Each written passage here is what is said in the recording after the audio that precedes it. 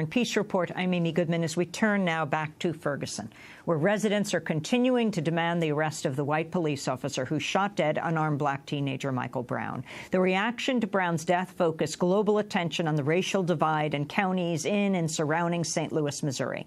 Now a new report may help explain why residents' mistrust of police runs so deep. It shows how a large part of the revenue for these counties comes from fines paid by black residents who are disproportionately targeted for traffic stops and other low-level offenses. In Ferguson, the fines are actually the city's second largest source of income. We'll talk with the author of the report in a minute, but first, this is one of the St. Louis area residents Democracy Now! Interviewed Monday as he waited in line to attend Michael Brown's funeral. I'm George Fields, and I'm here for Mike Brown, and mostly for all black men walking down the street stuck in, not being able to go out in the county, seriously, sir, because we like city is a little more lenient with ticket values and stuff, and we have just been ticketed over much over there, and then it leads to other crimes, you know, and ticket costs you $50 a ticket, right, but you have to pay bond, you have to be in jail 3 days and stuff and like that. It's just too much, and then past Goodfellow city lines, they tow your car automatically, you know. So they don't have no leniency in the county with the county police at all, for real. If you check the records, everybody that passed Goodfellow here at the city line get pulled over dramatically. And then it's just a kind of push off against, you know, systematically against blacks, for real. If you look at the statistics, it shows you. It's just a little too much when you get pulled over for menial things. You have to go through too much to get out, and you lose your jobs and whatnot, you know, for a $50 ticket and pull over. You cannot go in the county. I'm fearful of the county. I've been stuck in the city for 6 or 7 years because the county has been that bad. My kids stay in the county. I can't see them. I got to sneak to see my kids. I have to sneak to see my kids because my plate might be bad or something. You know, I'm poor, and I'm trying to drive around to get better. But, you know, they won't ticket you. They just take your stuff immediately. You know, if you check it, the whole thing is ready, you know, every time. This ticketing is a systemic targeting of African Americans. Yes, sir. Yes, sir. They know it, and Lord knows it, too. Yes, sir. That is correct. You said it out your mouth. That's correct. You know, I can't go nowhere past the city lines because the city works with me on paying. They don't. They just cut you off automatically. I pray that they'll change. Amen. That was George Fields, one of the St. Louis area residents who attended Michael Brown's funeral, speaking with Democracy Now!'s Aaron Mate right before he stepped into the church to attend the funeral.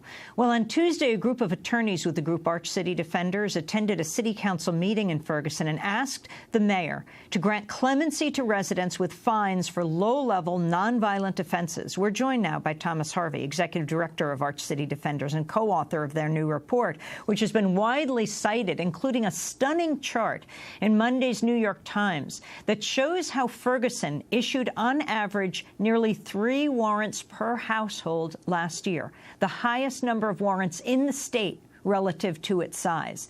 Thomas Harvey, welcome to Democracy Now! Explain what is happening in Ferguson. Good morning, Amy. Thank you for having me. So in Ferguson and the surrounding municipalities, there is a substantial amount of income that's derived from these low-level ordinance violations. These are the least significant, lowest-level contact with the justice system. They are typically traffic tickets, moving violations, and as a system, as a structural problem, these revenue from these municipal courts can represent either the second or third highest source of income for the municipality. Ferguson, it's $2.7 million a year. In neighboring Florissant, the adjacent municipality, it's $3 million a year. It's a line item on a budget, and enforcement of the laws and ticketing and fine amounts are in keeping with the expectation that that income is going to come in to fund the city.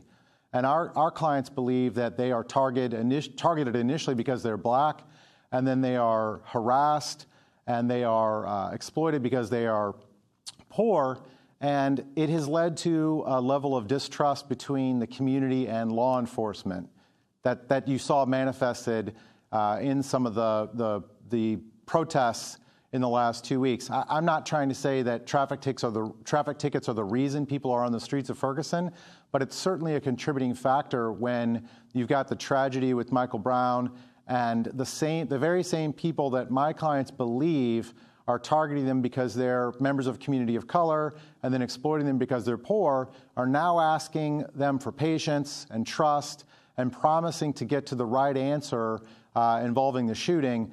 And our clients are skeptical, and as the audio clip you just played reveals, it doesn't take much for someone in this community to move to tell you that in St. Louis County, this is a real problem. Thomas Harvey, I want to hear from one of your clients, Nicole, a mother of 4 who lives in St. Louis County and was arrested in 2009 for driving with a suspended license. She spent 2 weeks in jail with a bond of $1,700 that was later reduced to $700 and is still dealing with the traffic tickets from 5 years ago. You learn to sacrifice in order to avoid that headache, but it's still, how much sacrificing can you do?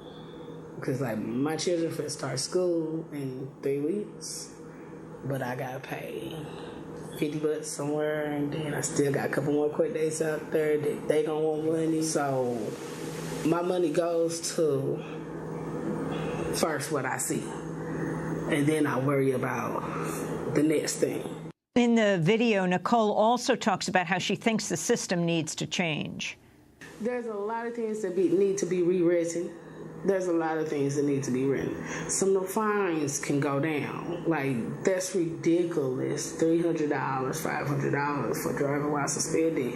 When, if a person came, okay, so if a person say I stay in North County, and say I took a job all the way out of South County, I gotta get to work. I have to make this money so I take care of my children. But if you tell me not to drive and say the bus don't go where I need to go, you basically telling me I have to stop feeding my children just so I can abide by your law. Thomas Harvey, talk about Nicole and what her case illustrates.